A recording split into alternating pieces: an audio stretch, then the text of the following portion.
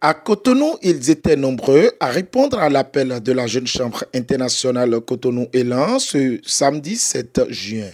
L'objectif, se former, comprendre les enjeux de deux thématiques majeures de notre époque, l'intelligence artificielle et la cybersécurité. Dans un contexte de mondialisation accélérée où la technologie s'impose dans chaque pan de nos vies, il devient urgent de préparer la jeunesse à ces mutations profondes.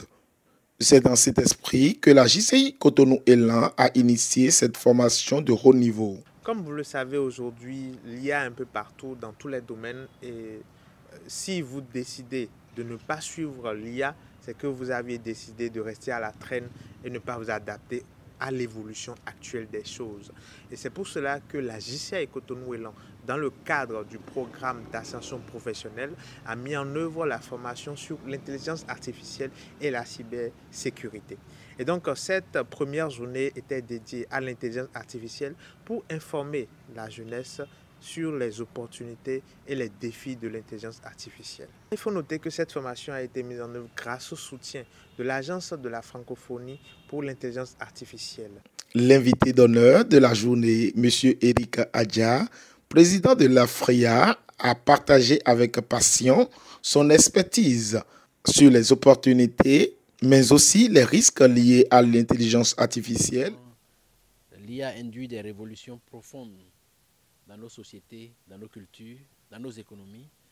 Et il était important que nous puissions partager avec les jeunes réunis aujourd'hui ici au sujet des enjeux de l'IA, mais surtout de l'intérêt que revêt cette révolution, cette quatrième révolution technologique qui se déroule sous nos yeux en temps réel, l'intérêt pour nos pays, l'intérêt pour l'Afrique, de s'y arrimer, de ne pas rater le train du développement, de ne pas rater le train technologique et surtout de ne pas rester en posture de consommateur, consommatrice, mais de pouvoir créer des applications, créer des outils adaptés à nos besoins, à nos réalités quotidiennes. L'IA doit rester un outil, c'est-à-dire pour accompagner, vous voyez, le cerveau humain, mais pas remplacer l'homme. L'IA n'a pas pour objectif de remplacer ni les emplois, enfin, ni le cerveau.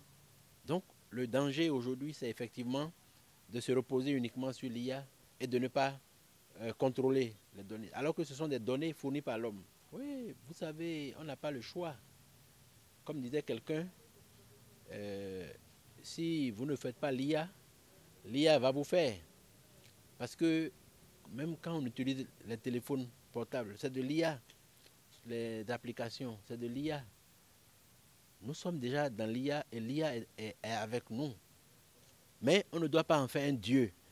Durant près de 4 heures, les participants ont été immergés dans un univers technologique fascinant entre théorie, cas pratiques et échanges interactifs.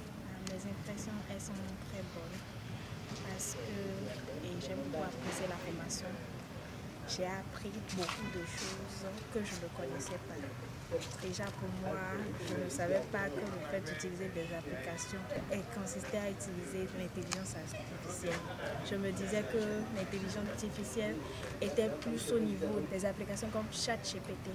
Du moment que tu as un téléphone en main, c'est que tu utilises déjà, tu as déjà un rapport avec l'intelligence artificielle. En général, ça m'a permis, cette formation, de mieux m'outiller, de mieux comprendre l'IA dans les différents horizons, dans les différents métiers et de savoir qu'au-delà de l'usage que nous faisons de l'IA et relativement à nos recherches qui, a priori, a tendance vraiment à ne pas faire réfléchir et a posteriori peut faire prospérer notre activité et également notre degré intellectuel.